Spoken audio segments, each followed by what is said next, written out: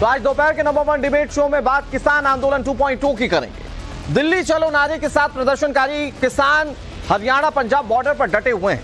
Haryana police ने जबरदस्त किलेबंदी की है, लेकिन प्रदर्शनकारियों ने पुलिस की बैरिकेडिंग तोड़ने के लिए भी बड़े बड़े इंतजाम किए हैं। बैरिकेडिंग तोड़ने के लिए प्रदर्शनकारी बुलडोजर और जेसीबी तक लेकर आ चुके हैं। प्रदर्शनकारियों के पास पोकलेन जैसी भारी भरकम मशीनें।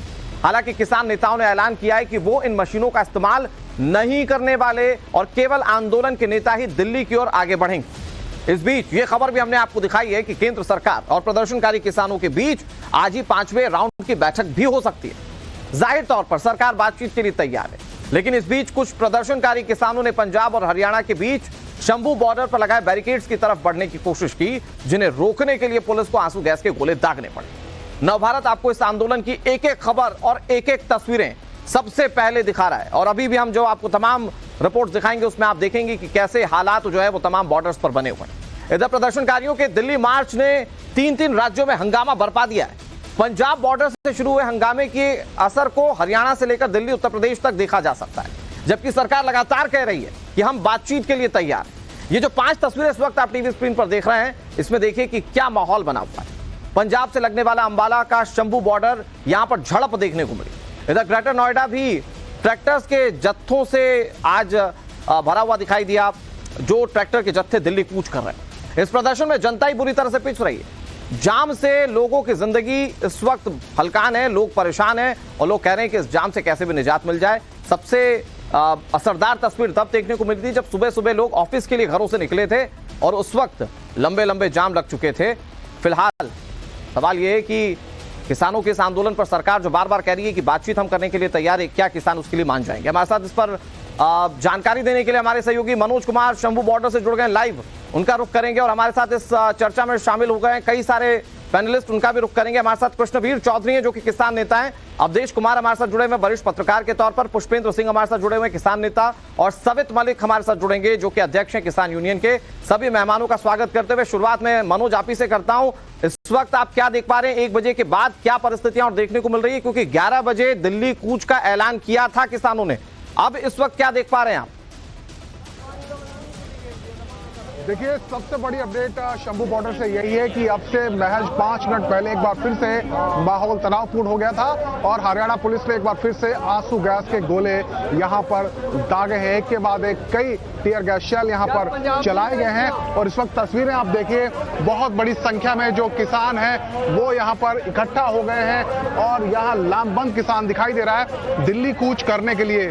लेकिन इस बीच पिछले करीब 1 घंटे से जो किसान नेता हैं, चाहे वो सरवन सिंह पंधेर हो या जगजीत सिंह डलेवाल हो, वो यहां शंभू बॉर्डर से कुछ ही मीटर की दूरी पर पंजाब पुलिस के तमाम जो आला अधिकारी हैं उनके साथ एक बैठक कर रहे हैं। और ये बताया जा रहा है, ऐसी जानकारी आ रही है कि केंद्र सरकार ने जो एक बातचीत के लिए 5वें दौर की बातचीत के लिए जो निमंत्रण भेजा है, उसको लेकर पंजाब पुलिस यहां पर मध्यस्थता कर रही है और एक रूपरेखा तैयार की जा रही है कि अगली दौर की जो बातचीत होगी तो किस प्रकार से होगी, कहां हो सकती है, कब हो सकती है, इन तमाम चीजों पर इस वक्त चर्चा चल रही है। और यही वजह है कि अभी तक औपचारिक ऐलान दिल्ली कूच का नहीं किया गया है। हालांकि 11 बजे का अल्टीमेटम था। देखिए, फिर से टीयर गैस चल चला है। सीधी तस्वीरें हम दिखा रहे हैं। एक बार फिर से तनावपूर्ण माहौल यहां पर बनता हुआ दिखाई दे रहा है। एक के बाद एक जो टीयर गैस शेल है वो दागे जा रहे हैं, आंसू गैस के गोले चल रहे हैं। देखिए सामने से तस्वीरें जो 13 फरवरी को हमने देखा था, जिस तरीके का नजारा, वैसा ही कुछ नजारा फिर से एक बार यहां देखने को मिल रहा है। हरियाणा पुलिस अर्धसैनिक बल जो तैनात हैं और वहां से जो आंसू गैस के गोले हैं वो लगातार बरसाए जा रहे हैं। आसमान में धुआं ही धुआं दिखाई दे रहा है। कुछ पतंगे भी उड़ रही हैं और ये पतंगे भी रणनीति के तहत, स्ट्रेटजी के तहत किसान उड़ा रहे हैं। दरअसल बार बार हरियाणा पुलिस का जो ड्रोन है वो यहाँ मॉनिटर देखने के लिए आता है, निगरानी के लिए आता है और उसी ड्रोन को गिराने के लिए पतंगे उड़ाई जा रही है। फिलहाल देखिए अब किस तरीके से ऐसा लग रहा है कि आसमान में आतिशबाजी हो रही है, लेकिन ये आतिशबाजी नहीं है, ये आंसू गैस के गोले हैं, टीयर गैस शेल हैं, जो एक के बाद एक यहाँ देखिए आ गया। ये ड्रोन है, ये सामने देखिए, ड्रोन से जो टीयर गैस शेल है वो इस वक्त चलाया जा रहा है। ये ड्रोन है, ड्रोन से क्योंकि टीयर गन की जो क्षमता है वो कम होती है और ड्रोन के माध्यम से काफी दूर तक आंसू गैस का गोला दागा जा सकता है। वही तस्वीर यहाँ देखने को मिल रही है, आसमान में ड्रोन उड़ रहे हैं और ये देखिए एक और ब्लास्ट हुआ है, एक और ब्लास्ट, एक के बाद एक फिर से ब्लास्ट जो हो रहे हैं, लगातार ब्लास्ट का सिलसिला जारी है। आसमान धुएं से भर गया, जगह जगह जो आंसू गैस के गोले हैं वो छोड़े जा रहे हैं और ये हालात तब हैं जब अभी तक औपचारिक तौर पर ऐलान नहीं हुआ है दिल्ली कूच का, क्योंकि किसान नेता इस वक्त बातचीत कर रहे हैं। पंजाब पुलिस के आईडीजी लेवल के अधिकारी हैं, वो वहां पर बैठक कर रहे हैं और उसके बाद औपचारिक ऐलान होगा दिल्ली कूच का। और उसके बाद आप देखिए बड़ी तादाद किसानों की है, शायद ही रोकना मुश्किल हो हरियाणा पुलिस के लिए इस बार, क्योंकि किसान पूरी तैयारी के साथ इस बार शंभू बॉर्डर पर बैठे हैं और उनका कहना है कि या तो मांगे मानी जाए या फिर शांतिपूर्ण तरीके से उनको रास्ता दे दिया जाए, क्योंकि ये संवैधानिक अधिकार है। सरवण सिंह पंदेर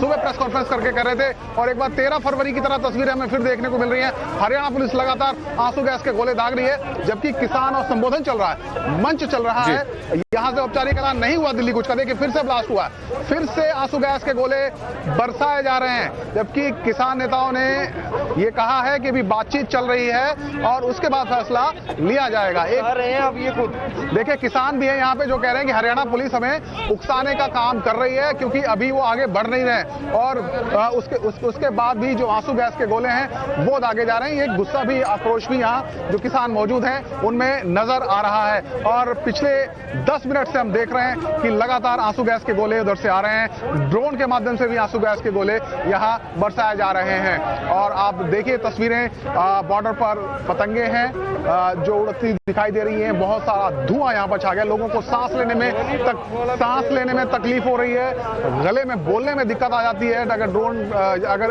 आंसू गैस के गोले ज्यादा बरसाए जाते हैं तो ये तस्वीरें जो यहाँ पर किसान है उनका कहना है कि जिससे नॉइस। बिल्कुल आपके थ्रू मनोज एक एक तस्वीर हम दिखा रहे हैं और इस वक्त हलचल बहुत तेज है। हमारे दूसरे सहयोगी का भी रुख करेंगे, हमारे साथ हमारी सहयोगी श्वेता जुड़ी हुई है, उनका भी रुख करेंगे, लेकिन मैं बहुत जल्दी से अपने मेहमानों के पास जाता हूं। सवित मलिक जी, सरकार तो कह रही है कि छठे राउंड की बातचीत के लिए भी हम तैयार हैं, तो आज जो किसान शंभू बॉर्डर से दिल्ली कूच के लिए अड़े हुए हैं, क्या आपको लगता है कि ये जिद ठीक है किसानों की? सरकार कह रही है कि हम हर संभव विकल्प ढूंढेंगे और रास्ता निकालेंगे जिससे समाधान हो। अनुराग जी, एक तरफ सरकार बातचीत का न्योता दे रही है और दूसरी तरफ आप देख रहे ड्रोन से कैसे हमले किए जा रहे हैं। ये जब किसान शांतिपूर्वक तरीके से बैठे हैं, बातचीत कर रहे हैं। शांतिपूर्ण तरीके से कहां बैठे हैं? वो तो हैवी मशीनरीज के साथ वहां पर पहुंचे कि मौका मिले तो पुलिस की बैरिकेडिंग्स को तोड़े और आगे बढ़ जाए, इसलिए पुलिस को व्यवस्था बनानी पड़ रही है। शांतिपूर्ण है, ये क्या कर रहे हैं? अरे किसान तो शांतिपूर्वक बैठे, अपना मंच लगाए हैं, भाषण दे रहे हैं और ये तो सर ये मॉडिफाइड ट्रैक्टर, ये हाइड्रोलिक मशीनें, ये सब क्यों पहुंचा हुआ है सर? अगर शांतिपूर्ण बैठना ही है तो इसमें शांतिपूर्ण बैठने में इसकी क्या जरूरत है मशीनरीज की? अनुराग जी, निहत्थे किसानों को कुचलने का प्रयास ये सरकार कर रही है और जितना कुचलने का सर बुलडोजर आप लेकर आए, कुचलने की कोशिश सरकार कर रही है, उतना आंदोलन तेज होगा। सर बुलडोजर तो आप लेकर आए ना सवित मलिक जी, प्रदर्शनकारी बुलडोजर लेकर आए वहां पर लगाई। अनुराग जी, ये नुकीले तार जो जानवरों के लिए प्रतिबंधित है, ये किसने लगाए? ये हमने लगाए हैं क्या? अरे आम किसान, देश का किसान जो वोट देकर आपको देश का प्रधानमंत्री बनाता है, सरकार चुनता है, वो दिल्ली नहीं जा सकता और आप वोट मांगने गांव जा सकते हैं। जब आप वोट मांगने गांव जाएंगे, अगर किसान आप पे गोबर फेंकने लगे, कैसा लगेगा आपको? आप दिल्ली आकर ये मांग करेंगे कि सरकार आपकी बातों को सुने, आप जहां पर है वहीं पर सरकार बातें सुनने के लिए तैयार है, तो ये दिल्ली आने की जिद क्यों? सरकार के जो प्रतिनिधि बात करते हैं उनके हाथ में कुछ नहीं है। पिछले 13 महीने के आंदोलन में हमने देखा था, वो लोग खाली टाइम पार्टी के लिए आते हैं, बहलाकर फुसलाकर किसान को घर भेजना चाहते हैं। कृष्णवीर जी इसमें बैठे हैं, मैं इनका स्वागत करूंगा। कल इनके कई अखबारों में लेख आए थे, ये इनके लेख में भी खुद छपा है कि एमएसपी से नीचे फसल नहीं बिकनी चाहिए, तो सरकार को क्या दिक्कत है देने में? अरे हम सरकार, सर एमएसपी की बात होती है तो सरकार पर 10 लाख करोड़ का ज्यादा भार पड़ेगा और वो भार सिर्फ सरकार पर नहीं पड़ेगा, वो आपके मेरे हर एक आम आदमी की जेब पर पड़ेगा। मैं उसके मैकेनिज्म पर बात करूंगा। हमारे साथ दूसरे भी मेहमान है, कृष्णवीर चौधरी जी, बहुत जल्दी से सर बताइए कि फिर अगर सरकार बुला रही है कि आपकी मांगों पर विचार करेंगे, 5वें दौर की वार्ता कर लेते हैं, आज जिद करने की जरूरत है क्या, जो शंभू बॉर्डर पर हम देख रहे हैं इस वक्त? देखिए, हिंसा किसी भी समस्या का समाधान नहीं है कभी भी, और हिंसा करना किसी के हित में नहीं है। समस्याएं हो सकती हैं, समस्याएं तो उन गरीब किसानों की भी है जिनका आज तक एमएसपी पे खरीद नहीं होती। मेरा कहना यह है कि जब सरकार के मंत्री खुद आपसे बात करने आ रहे हैं, आपके बीच में आ रहे हैं, तो फिर आप दिल्ली आना क्यों चाहते हैं? अगर आप शांतिपूर्ण आना चाहते थे तो फिर आपको पोकलेन मशीनें या ट्रैक्टर मॉडिफाई करने में, ये सब तैयारी करने में आपको ये अच्छा नहीं है, ये किसानों के हित में नहीं है, और किसानों ने कभी इस तरीके के काम न देखे न कभी किए। एमएसपी की मांग सब करते हैं, मैं भी करता हूं, लेकिन इसका मतलब ये तो नहीं कि मैं हिंसा पर उतर आऊं। अब सरकार ने एक प्रस्ताव दिया कि आपकी 3 दालें, अरहर, उड़द, मूंग और मक्का और कपास, इन 5 फसलों को मैं पहले दिन से आ रहा हूं कि कोऑपरेटिव सेक्टर आ रहे सभी जाएंगे आपके पास। हाँ, मेरी बात तो नेफेड और नेशनल कंज्यूमर कोऑपरेटिव फेडरेशन मिलके आपके साथ एग्रीमेंट करेंगे और 5 साल तक आपका माल खरीदेंगे। तो भैया मैं पहले दिन से कह रहा हूं कि इसमें आना पड़ेगा। किसान को बचने के लिए कोई रास्ता नहीं है। आप ये सोचेंगे सरकार खरीद के व्यापार करेगी, संबित, ये संभव नहीं है। ठीक है, मैं आ रहा हूं आपके पास। इस वक्त राकेश टिकैत क्या कह रहे हैं वो सुना देते दर्शकों को। कल एसकेएम की मीटिंग है और उसको तय करेंगे कल वहां पर।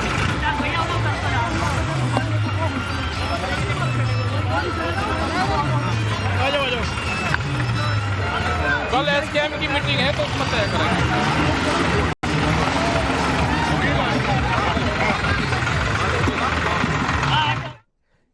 राकेश टिकैत ट्रैक्टर मार्च निकाल रहे हैं। पश्चिमी उत्तर प्रदेश में कई जगहों पर ट्रैक्टर मार्च निकालने का आह्वान किया गया था। वो कह रहे हैं कल एसकेएम यानी कि संयुक्त किसान मोर्चा की बैठक होगी, उसमें तय करेंगे। कृष्णवीर चौधरी जी मैं आपके पास आता हूं, पुष्पेंद्र जी बहुत जल्दी से, फिर उसके बाद मैं अवधेश जी के पास जाता हूं। ये एमएसपी को लेकर एक बार फिर से सुना देते हैं अपने दर्शकों को। राकेश टिकैत क्या कह रहे हैं, उनसे बातचीत कर रहे हैं हमारे सहयोगी। सर, आप लोगों का ये हल्ला बोल है, क्या आप लोग ना मारना धरना बोल है, हमारा हक है, यहाँ पे अपना हक लेना है। जो किसान पंजाब हरियाणा बॉर्डर पर इस वक्त समर्थन कर रहे हैं, प्रोटेस्ट कर रहे हैं, उनका आप समर्थन कर रहे हैं? हाँ, समर्थन कर रहे हैं उनका, समर्थन कर रहे हैं। सरकार कह रही है कि जो मांगे हैं उसमें सहमति नहीं बन पा रही है, उसके पीछे बन जाएगी। अभी क्या ज्यादा दिन हो गए, अगली सरकार आओगी वो बना लेगी सहमति। आप लोगों की आगे की रणनीति क्या होगी, क्योंकि लगातार आप लोगों की मीटिंग जो है, इधर का ट्रैक्टर का रिहर्सल चल रहा है, ये कब दिल्ली की तरफ को चलना, इनका रिहर्सल चल रहा है अभी। तो दिल्ली की सीमाएं तो नजदीक है, दिल्ली की सीमा दूर नहीं। तो वहाँ तो पुलिस बैरिकेड लगा के तैयार है, कह रही है दिल्ली में किसी को घुसने नहीं देंगे। हाँ, चल जब जाएंगे जब देखेंगे। दिल्ली में तो 26 तारीख में भी गए थे। तो अभी तो सीमाएं पूरी तरीके से सील। हाँ, सीमा सील ही तो हो गए, जब तो जाग रहे हैं। अच्छा, आखिर क्या ऐसी वजह है कि सहमति नहीं बन पा रही है आप लोगों की? लगातार मीटिंग, व्यापारियों की सरकार है, उद्योगपतियों की, उन्हें लाभ सरकार देना चाहती है, किसानों को नुकसान देना चाहती है, इसलिए सहमति नहीं बन पा रही। 2024 इलेक्शन है, इलेक्शन का आगे बता देंगे। अभी तो जब चुनाव आचार संहिता लग जाएगी जब बताऊंगे इलेक्शन में। नहीं, आप लोगों का ये कहना था बीच में कि हम जो बीजेपी के नेता हैं, बीजेपी के मंत्री हैं, उन्हें अपनी गलियों में घुसने नहीं देंगे। कुछ अभी इस तरह का कोई प्रोग्राम नहीं, जब प्रोग्राम होगा तो बताएंगे। तो अभी आप लोग यहाँ पर जाएंगे क्या? कुछ कलेक्ट्रेट में जाएंगे, वहां पे ज्ञापन। राकेश टिकैत कह रहे हैं हमारा हक है और हम इसके लिए लड़ते रहेंगे, सरकार इसके लिए मानेगी भी। लेकिन सवाल ये है कि जो लोग परेशान हो रहे हैं दिल्ली में, क्या उनका कोई हक नहीं है? मैं बहुत जल्दी से आता हूं पुष्पेंद्र जी आपके पास। चूंकि एमएसपी को लेकर आप जितनी भी बातें कह रहे हैं, लड़ाई कह रहे हैं कि एमएसपी को लेकर ही है, उससे इधर या उधर कोई बात नहीं होगी। आपको लगता है सर इतना आसान है? नहीं, देखिए, एमएसपी की जहां तक बात है, एमएसपी देना बिल्कुल संभव है। और आपके दर्शकों के लिए मैं बता दूं, अगर थोड़ा सा आप स्क्रीन बड़ा करें, ये आज ही मैंने इंडियन एक्सप्रेस में द मिनिमम सपोर्ट करके ये लेख लिखा है। पहले भी अनेकों अखबारों में मैं इस विषय में लेख लिखता रहा हूं और तमाम चीजें हम बोलते भी रहे हैं। ये एडिटोरियल पेज पर द मिनिमम सपोर्ट करके ये लेख है आपके दर्शकों के लिए, इसको पढ़ेंगे तो इसमें सारा आकलन दिया गया है कि किस तरीके से इसकी वजह से कोई बोझ सरकार के ऊपर नहीं आएगा। केवल जो प्राइवेट सेक्टर हमारी लूट 25-30% एमएसपी से नीचे खरीद करता रहा है, वो लूट हमारी बंद हो जाएगी और जो है। अच्छा पुष्पेंद्र जी, आप बहुत विचारणीय नेता हैं किसानों के। मुझे एक चीज और बता दीजिए, फिर मैं अपने सहयोगियों के पास जाऊंगा। तो मुझे ये बताइए कि फिर क्या खेती किसानी वाली सारी की सारी फसलें एमएसपी के अंतर्गत में आ जाएंगी? मसलन जो फल उगा रहे हैं, जो सब्जी उगा रहे हैं, वो सब कुछ एमएसपी के दायरे में आ जाएगा और उस पर सरकार के जेब पर कोई बोझ नहीं पड़ने वाला है, आप ये कह रहे हैं? अभी फिलहाल मामला 23 फसलों का है जो सरकार खरीदती है, जो क्वांटिटी वो खरीदती रहेगी फूड सिक्योरिटी एक्ट के अनुसार। बाकी प्राइवेट आदमी नीचे नहीं खरीदेगा, तो सरकार के ऊपर बोझ कैसे आ गया? अगर मैं कह दूं कि कल से एंकरों की तनख्वाह अनुराग सिंह की 10 लाख रुपए दे दे नव भारत वाले, मेरे ऊपर बोझ कहां से आ जाएगा? मैं कह दूं 10 लाख से नीचे कोई एंकर नहीं हायर करेगा। अरे तो सर जो देगा उसकी जेब पर तो आएगा ही ना, ये तो काबिलियत पे होगा ना, और उसके लिए तो नियम बने हुए ना सर। आप खुद ही उदाहरण दे रहे हैं, तो फिर उदाहरण को उसी हिसाब से समझिए ना कि जो देगा उसकी जेब पर तो पड़ना ही है ना बोझ सर। मैंने पहले निवेदन किया था कि भाई थोड़ा बोलने नहीं देते आप लोग। सर जितना वक्त है उतना आप ही को तो सुन रहे हैं सर। आपने अपनी कटिंग दिखा दी, आपने अपना लेख दिखा दिया, आप ही को तो सुन रहे हैं। मेरा तो सवाल है, बोले जा रहे हो ना, दिक्कत तो यही है। अरे मैं ये कह रहा हूँ कि आप जो नैरेटिव बना रहे हो पूरे दिन नव भारत वाले के 10 लाख करोड़ 20 लाख करोड़ रुपए खर्च हो जाएगा, सारा बजट बर्बाद हो जाएगा, 50 आपके प्रोग्राम है। अच्छा पुष्पेंद्र जी एक मिनट, पुष्पेंद्र जी मेरी बात सुनिए, मेरी बात बहुत आसानी से सुनिए। हमारे देश के कृषि मंत्री थे शरद पवार, उन्होंने कहा था कि हमारे देश के ज्यादातर किसानों को एमएसपी पता ही नहीं, और आज जब बहुत सिंपल टर्मिनोलॉजी में लोगों को यह पता चलता है कि इतने का बोझ बन जाएगा, तो उसको लेकर बहुत सिंपल सवाल है आपसे, और चूंकि आप खुद लेखक हैं तो मैं आपसे समझना चाह रहा था कि वो बोझ कैसे पड़ेगा या बोझ सरकार पर कैसे नहीं पड़ेगा। तो आप इसको नैरेटिव क्यों बता रहे हैं? आप अपना कोई एजेंडा लेकर बैठे, वो बात अलग है। बता रहा हूं ना मैं, अब सुनो जवाब। जब हम ये कह रहे हैं कि खरीदना प्राइवेट वाले को है और प्राइवेट वाले को गवर्नमेंट प्रेस्क्राइब्ड रेट पे खरीदना है, और जो अपनी मर्जी से खरीदना है उसको उस रेट पे खरीदना है, तो जबरदस्ती किसी को नहीं लेना है। सरकार को अपनी क्वांटिटी जो 80 करोड़ लोगों को देती है वो खरीदनी है, तो बोझ सरकार के ऊपर कैसे आ जाएगा एडिशनल?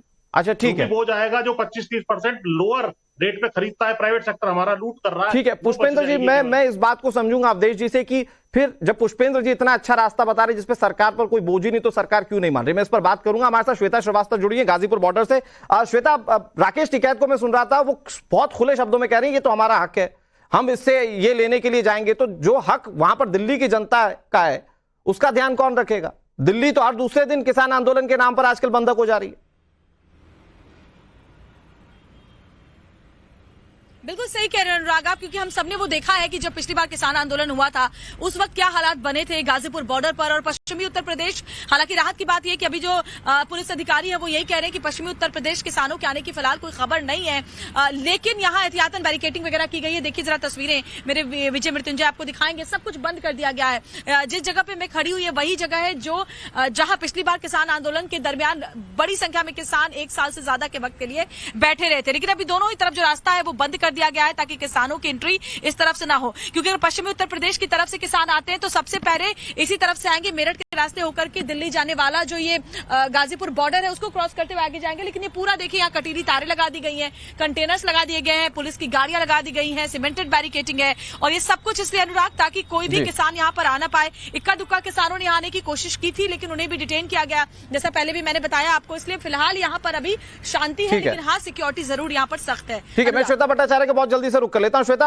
आप जिस बॉर्डर पर मौजूद हैं वहां पर कहा जा रहा है कि अगर शंभू बॉर्डर से आगे बढ़े तो सिंघू बॉर्डर पहुंच जाएंगे, तो वहां पर पुलिस की क्या तैयारियां हैं?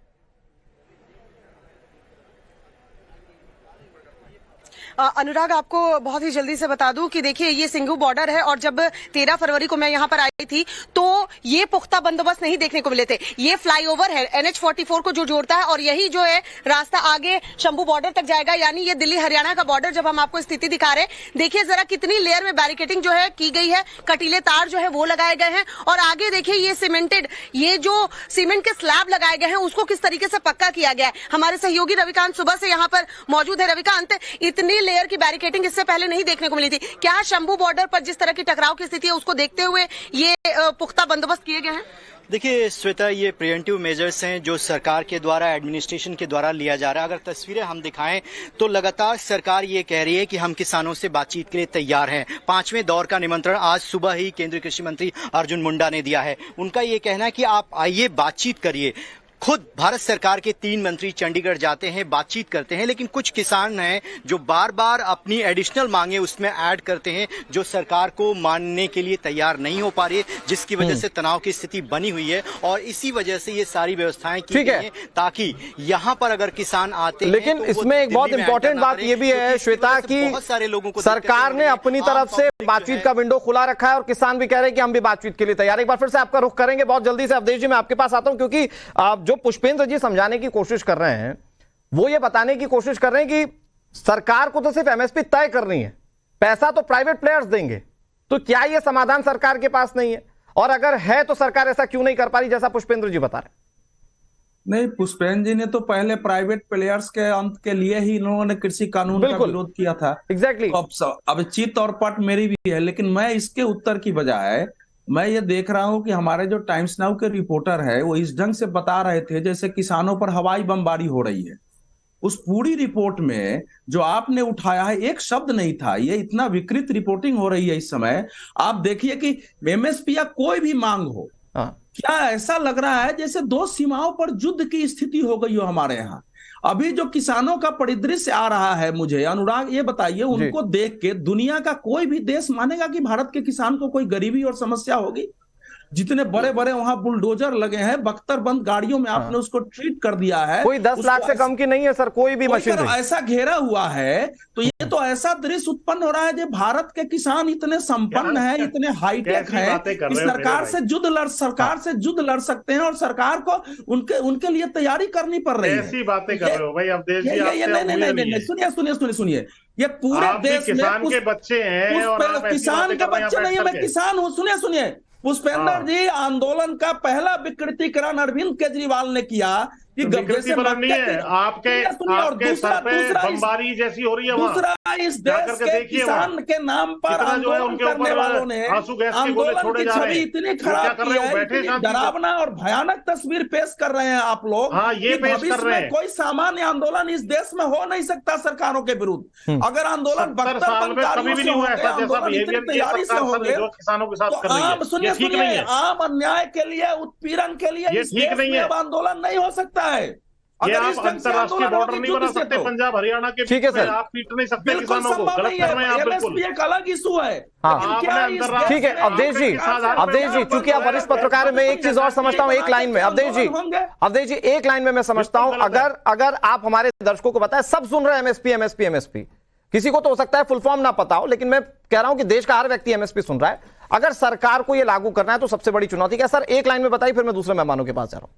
नहीं, सरकार की चुनौती तो यही है कि एमएसपी केवल सेंटर का नहीं है, स्टेट का विषय भी है। सारे स्टेट्स को मिलकर तय करना है। दूसरा जो सबसे बड़ी समस्या है कि हमारे यहाँ भौगोलिक विभाजन इतना है कि एक ही प्राइस जो हम अगर पंजाब में उपजाते हैं उसी चीज को कोई असम में उपजाता है, वो संभव नहीं है। यह विविधतापूर्ण देश है उसके लिए। तो इसलिए मैं ये कह रहा हूँ कि एमएसपी क्या, हमको तो कहते हैं मैक्सिमम सपोर्ट मिले किसानों को। ठीक है, लेकिन सवित मलिक जी, चूंकि आप आंकड़ों को जानते हैं, मैं एक आंकड़ा रखता हूं आपके सामने। 2014-2015 में एमएसपी पर खर्च जो करती थी सरकार, जो वहन करती थी, 1,06,000 करोड़ करती थी, जो कि बढ़कर साल 2022-2023 तक हो गया 2,28,000 करोड़ रुपए। तो सरकार इस पर इन्वेस्ट तो कर ही रही है, सरकार इस पर खर्च तो कर ही रही है। किसानों को बाधाएं कहां पर आ रही हैं? क्या पूर्णतया एमएसपी मिल जाने से ही सरकार की, माफ कीजिएगा, किसानों की खुशहाली आ जाएगी? और फिर सरकार की जेब का क्या होगा उससे, अगर सिर्फ एमएसपी पर ही आप लोग टिके रहे तो? अनुराग जी, जितना आंकड़ा आप बता रहे हैं इतने में तो सारी एमएसपी कंप्लीट हो सकती है। और दूसरा, वो किसानों सर, मैं ये जो बता रहा हूं ये सरकार खर्च कर चुकी है। वो जो कहते हैं ना 80 करोड़ लोगों को अनाज बांट रहे, विश्व गुरु देश हो गया, वो 80 करोड़ को बांटना उनकी मजबूरी है, इसलिए वो खर्च कर रही है। नहीं तो आप कह रहे हमको गारंटी दो, उससे कम नहीं बेचेंगे तो क्या दिक्कत है उसमें? आप अपनी मजबूरी में उसको इतना खर्च कर रहे हो, आपको 80 करोड़ लोगों को देना है। ठीक है अनुराग, इस देश में ना इस समय जो किसान संगठन है, इनके नेता सबसे बड़े अर्थशास्त्री हैं, सबसे बड़े कृषि विशेषज्ञ हैं, सबसे बड़े नीति निर्धारक बन गए हैं। ठीक है अवधेश जी, मैं चाह रहा हूं एक बार कृष्णवीर जी इस पर इंटरवीन करें। कृष्णवीर चौधरी जी, ये जिस तरह से एमएसपी को लेकर चीजें निकलकर सामने आती है, सरकार 2014 में क्या खर्च करती थी, अब क्या खर्च कर रही है, लेकिन किसान नेताओं का गणित कुछ और कहता है। वो उतना ही आसान है क्या? तो क्या सरकार की मंशा ही नहीं है मतलब आप लोगों को एमएसपी देने की? नहीं, ये नहीं कह सकते आप। हाँ। सरकार ने एमएसपी को अपना जो वायदा किया था उसको A2 प्लस FL प्लस 50% बढ़ाया है।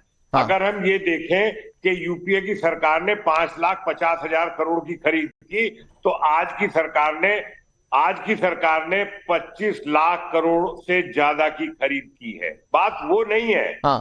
सवाल ये है कि ये प्रदेश का भी इनमें हिस्सेदारी है। हाँ। मंडियों का जो लाइसेंस है वो प्रदेश सरकार देती है। कुछ कानूनी व्यवस्थाओं को भी समझना होगा। ये आप जो समझ रहे हैं ये समझाना भी होगा। पुष्पेंद्र जी 10 सेकंड मेरे पास सिर्फ आपके अनुराग, ये एमएसपी के लिए आंदोलन होगा। सुनिए, एमएसपी के लिए आंदोलन होगा तो उसका तरीका, उसका तौर तरीका अलग होगा। ये तो कहीं पे निगाह है, कहीं पे निशाने वाले आंदोलन है। वक्त इतनी इजाजत दे रहा है मुझे। इस वक्त एक बड़ी